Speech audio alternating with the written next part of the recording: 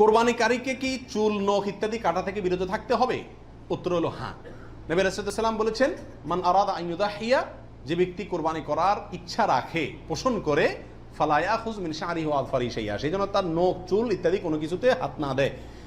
কোরবানির ঈদের 10 দিন আগে, চাঁদ যেদিন উঠবে ওই দিন থেকে নিয়ে ঈদের দিন পর্যন্ত এগুলো করা যাবে না। কি করা যাবে না? চুল, নখ ইত্যাদি কাটা যাবে না, কাটবে না কোরবানিকারী ব্যক্তি। কোরবানি দেওয়ার পরে চুল, নখ ইত্যাদি কাটবে, এটা খেয়াল রাখা উচিত। 37 নম্বর প্রশ্ন হলো, কোরবানিকারী ব্যক্তি এই 10 দিন দাড়ি শেভ করতে পারবে কিনা? জটিল একটা প্রশ্ন। কোরবানি করবেন, বাকাওয়াতি করবেন, খুব ভালো কথা, জায়গায় এসে ধরা গেছেন, দাড়ি শেভ করতে পারবেন কিনা? উত্তর হলো না। দাড়ি তো কোরবানি করলেও শেভ করা যাবে না, না করলেও শেভ করা যাবে না, এটা তো সর্বাবস্থায় চাঁচা হারাম। সেক্ষেত্রে কোরবানির এই সিজনগুলোতে এসে গুরুত্বটা আরো বাড়ে। একে তো এমনি হারাম, আবার কোরবানি করছেন সেজন্য নবী সাল্লাল্লাহু আলাইহি ওয়াসাল্লাম বলছেন আপনি যেন না ধরেন, এগুলোতে হাত না দেন।